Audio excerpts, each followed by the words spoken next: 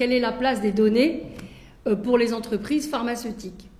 Alors, évidemment, la place des données pour l'entreprise en général, sans qu'elle soit une entreprise de santé, devient évidemment majeure parce qu'elle permet à l'entreprise de connaître les préférences et les attentes des populations. Elle permet de s'adapter sans cesse et d'adapter sans cesse ses produits, même avec les temps de connexion, le nombre de clics, les rebonds, le taux de conversion, qui sont des données nécessaires qui permettent de mesurer la satisfaction des clients. Donc les données sont de plus en plus importantes. Alors, dès lors qu'on parle de l'industrie de santé, des industries de santé, les données de santé prennent une place toute particulière, évidemment, avec une réglementation un peu différente.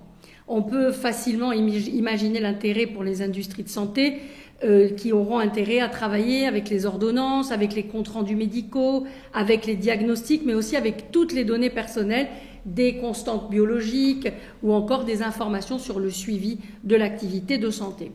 Par exemple, une entreprise pourrait prouver l'efficacité d'un produit au-delà d'une étude clinique grâce à des données collectées en vie réelle.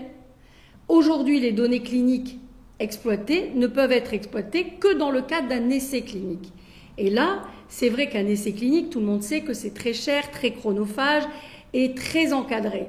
Donc, de ce fait, les données qu'on obtient sont des données qui ne sont pas complètement représentatives du comportement réel du patient. Je pense au mésusage, je pense à l'inobservance et je pense à plein de sujets de ce genre. En effet, dans un essai clinique, les patients poursuivent un process qui est très précis et qui est très normé, alors que dans la vraie vie, vous savez bien que les patients ne respectent pas scrupuleusement toutes les instructions qui leur sont données, surtout quand il s'agit des maladies de longue durée.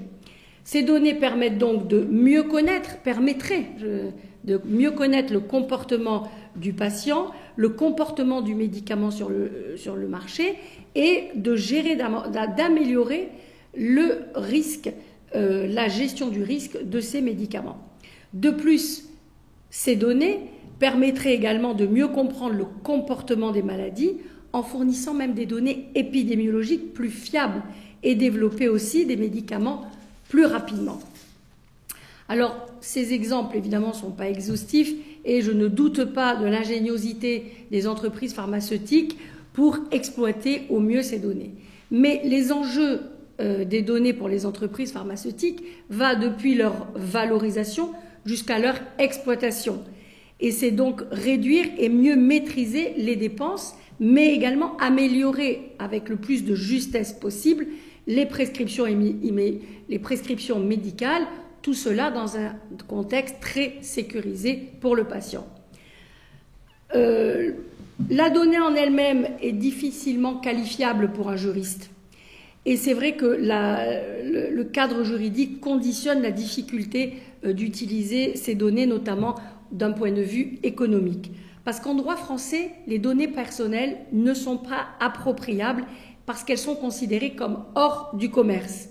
Et en l'état des textes, il est par principe impossible, interdit de vendre ou même d'exploiter librement des données personnelles et plus particulièrement, bien sûr, des données de santé. Les données de santé ne sont exploitables donc que dès lors qu'elles sont anonymisées, c'est-à-dire dès lors qu'elles subissent un process d'anonymisation. Et ce process d'anonymisation est très complexe, il est rare à aboutir correctement et il est très coûteux.